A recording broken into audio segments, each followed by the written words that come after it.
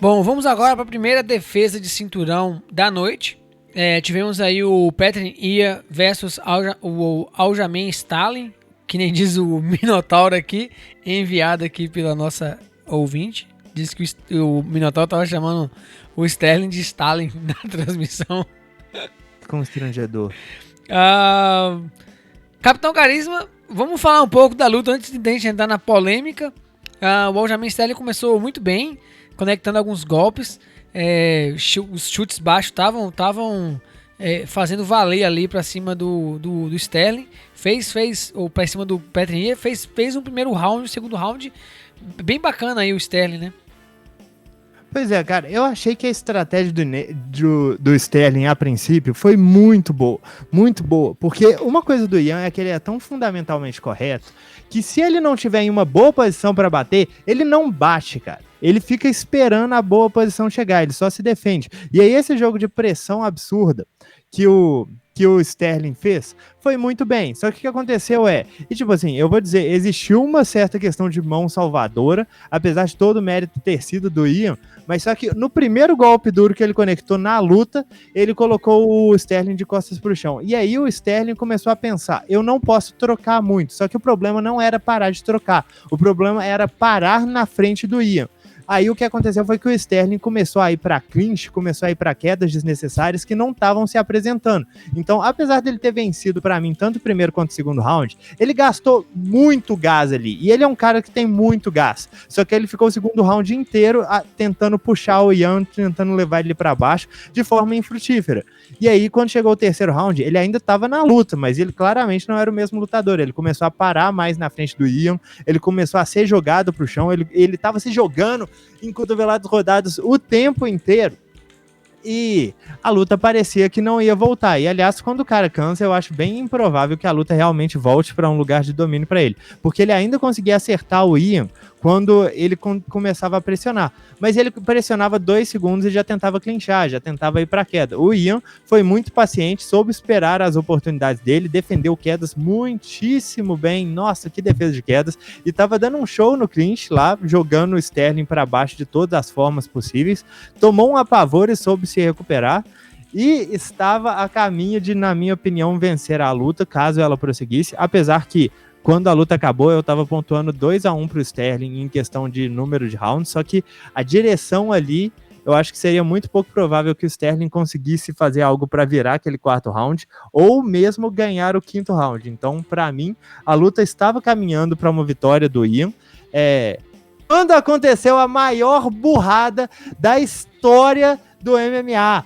Gente, se vocês já viram um cara ser imbecil no MMA, repensem, porque essa aqui foi absurda, essa aqui foi surreal, sabe? Não, deixa antes eu ler os comentários de vocês, ó. Gabriel Lisboa falando, fiquei muito pistola com o Sterling gastando gás todo logo no início. Pois é, também foi uma coisa que me incomodou, porque não é como se ele não conseguisse trocar, ele tava trocando muito bem, só que ele parece que perdeu a confiança nisso, e sabe? E as cotoveladas rodadas? As cotoveladas rodadas, velho, bicho. Aquilo foi ridículo. No primeiro round, ele deu uma cotovelada rodada. Aí deu a segunda rodada. Da quarta em diante, já não era mais cotovelada rodada, era pirueta. Ele só tava entregando nas costas. Sim. Não, mas agora vamos falar da idiotice. A coisa que me deixou mais pasmo a respeito da idiotice é que aquela não era a primeira vez que o Yan tava naquela situação, sabe? Não era, porque o Sterling tava entrando nas quedas e se ajoelhando logo em seguida para não ser punido com joelhadas, colocando a mão no chão e tudo. Aí o que o Yan fazia era empurrar a cabeça dele para baixo de forma que ele pudesse trabalhar o ground and pound. E ele tava fazendo isso muito decentemente, sabe? Ele tava conseguindo punir o Sterling em todas as oportunidades. Do nada, irmão! Do nada! O cara endoidou! O cara falou assim, quer saber? Morra! Morra, desgraçado! Morra! E tipo assim, eu já vou tirar isso do peito, mas é uma situação desagradável pra todo mundo, porque você pergunta pro Sterling, cara, mas você tá super satisfeito com a sua conquista do cinturão? Ele não tá, mas bicho, o que ele podia fazer? Ele foi lá, entrou, lutou e seguiu as regras. O que ele pode fazer é isso. Ele dá uma valorizada. Eu não sei, tipo assim, Para começar, eu não sei disso. Eu não garanto. Mas, de qualquer jeito, eu acho que a galera tá se fixando na coisa errada. Porque o cara valorizar ou não... Tipo, ele tinha o direito de valorizar. Não, o que eu tô falando é que ali... Ele valorizar ou não é uma coisa explicitamente pro público, porque não é o médico que define se ele volta ou não. É a própria vontade do lutador. Não, eu compreendo. Minha questão só é assim, se ele falasse, eu não tenho condição de lutar, eu não estou bem, tipo assim, de uma forma mais cética, mas aparentou ele estar, tipo assim, forçando o desejo de não querer voltar, que é um direito dele, isso é indiscutível. Pois é, mas sabe qual que é a questão? É isso que eu tô falando. Bicho, isso pra mim é praticamente irrelevante, sabe? Tipo assim, se ele forçou ou não. Mas a questão é que iam criticar ele de qualquer jeito. E eu acho que se por acaso ele forçou, era para as pessoas pensarem assim, nossa, ele tá realmente machucado. Porque, tipo assim, é o que eu falo. O atleta tem 5 minutos para se recuperar depois de ser atingido por um golpe legal. Se depois desses 5 minutos ele não se recuperou 100% do golpe legal, se ele tem qualquer resquício de dano, não volta, bicho. E a gente já viu gente tomar dedada no olho aí e voltar cego pra luta. Exatamente, bicho, você não tem obrigação de voltar. Se você voltar e você tiver algum resquício, isso aí pode te custar a luta. E tipo assim, o Sterling muito possivelmente teve uma concussão ali, porque beleza, vocês podem achar que ele forçou a barra, mas ele tomou um knockdown, um semi-knockout ali, claramente. E pra mim eu achei até que o juiz demorou a interromper a luta, bicho. Se você queria que o cara levantasse depois de um knockdown e competisse, tipo assim... Existem teorias que quando o cara toma um golpe daqueles, ele não pode nem ter contato por um mês, tipo, contato no sentido de receber mais golpes na cabeça, e você queria que ele voltasse a lutar, vocês estão sendo bem cretinos com o Pop. Sim, sem dúvida. É nossa função. Deixa eu ler alguns comentários aqui, pode ser? Só antes de eu ler um comentário técnico, antes da gente começar a entrar na parte da baixaria, porque o Vitor Reis falou, foi um show de quedas da parte do Ian. Se eu não estou enganado, Ian aplicou todas as quedas que tentou e foram 7 quedas.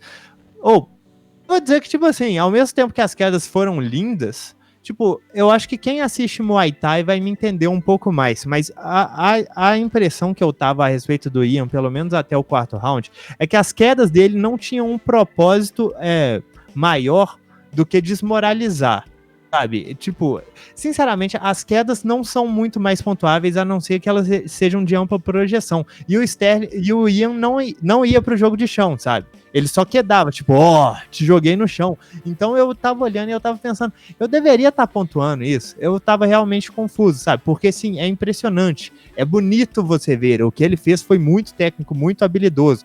Mas se você não segue isso com grappling efetivo, meio que a regra atual é que essas quedas não são pontuadas, sabe? Então eu fiquei realmente pensando a respeito disso. Porque eu acho que essas quedas passaram a impressão que a luta estava sendo muito mais unilateral do que ela estava realmente. Porque as quedas são bonitas, elas fazem parecer, olha só, que humilhação, mas não existia dano real ali, sabe? É isso que eu tô querendo dizer. Bom, tem muitos comentários, não dá para ler todos, mas eu vou ler aqui alguns. Gabriel Lisboas, fiquei muito revoltado, eu tenho que traduzir os palavrões aqui. Fiquei muito revoltado com o Sterling, gastando o gás todo logo no início. Foi o que eu falei antes. Sim, Fabrício Figueiredo. Aljamain é impressionante. Foi com o cinturão e com o Oscar de melhor ator pra casa. Bicho, vocês têm que parar de prestar atenção nessa besteira. Deixa os caras se divertir. Não deixa, não. Não deixa, não. Eu também achei engraçado demais. Tipo assim, cara, ele falou... Eu não sei quem... É ridículo. Ele olhando pro árbitro. Eu não sei quem é você, mamãe, tipo...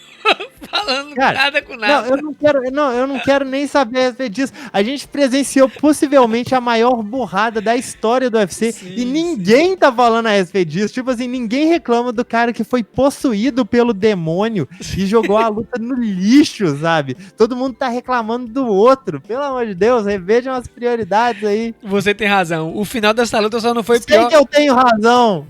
Tem, lógico que tem, mas nós também. Você tem razão falando. O final dessa luta só não foi pior do que o final de Game of Thrones e Star Wars. Não vi. Vitor Reis, poxa, a luta tava na mão do Ian. Eu acho que ele estava vencendo 3-1 e o Sterling estava morto e me surpreendeu bastante com o Ian. Eu não esperava que ele daria tão bem com esse estilo. Mas, ó, o Pois Sterling eu fez também me muita surpreendi burrice, cara. muito positivamente com o Ian, cara. Eu achei que ele lidou bem com as coisas. Apesar que eu achei que foi mostrado uma vulnerabilidade ali, que pode até eventualmente ser explorado pelo Sterling numa revanche. Eu acho que o Ian se mostrou muito calmo, muito consciente de Sim. tudo que ele estava fazendo e do que ele precisava fazer para virar a luta. Eu não concordo com a sua pontuação, até porque você tá pontuando o round que não acabou, mas tipo assim, eu também não acho que seja uma pontuação absurda, não. E, na minha opinião, eu acho bem difícil que o Sterling conseguisse virar essa luta a ponto de ganhar o quinto round, viu? Eu tava pontuando, acho que 2-2, e tava indo pra um 2-2, eu tava pontuando. Uhum. Gabriel Lisboa. Era isso também, eu também tava nessa. O Ian provou porque que se chama No Merci. No Merci é ótimo. Eu ri. O que é No Merci, Yuri? Ô, Yuri, inglês e espanhol, bicho. Fisk. E é como que chama? No Mercy. Vai te catar, cara. É a mesma coisa de... Que é No Merci, como cara? é o nome? No Merci Silva Campos. Hein? É a mesma coisa de latim, pô. É tudo... Não sei se o significado é o mesmo, mas se for, eu ri. Bom, vou pular. Viu? Muita gente falando com relação à luta. Todo mundo falando do Oscar aí pro Sterling. E todo mundo falando aí como que é isso aí, não merci.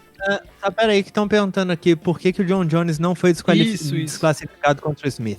Bom, a questão é que, tipo assim, e inclusive vamos conversar um pouco a respeito de como que funciona a regra nesse caso. O juiz não pode, via de regra, informar o lutador o lutador que foi atingido pelo golpe. Se você não voltar, você ganha. Ele não pode falar isso. Exatamente, ele não pode informar se ele considerou o golpe intencional ou não intencional.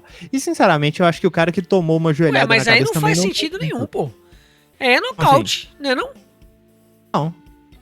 Porque, não, eu falei intencional ou não intencional, não ilegal ou legal. Entendi. Então, tipo, o que o Sterling sabia foi atingido por uma joelhada na cabeça. E provavelmente ele não tinha muita consciência qual que era a posição do Ian, o que tinha acontecido direito, porque ele tava olhando para baixo nessa hora também. Mas ali, se ele interrompesse a luta, ele tava correndo o risco da luta ser sem resultado.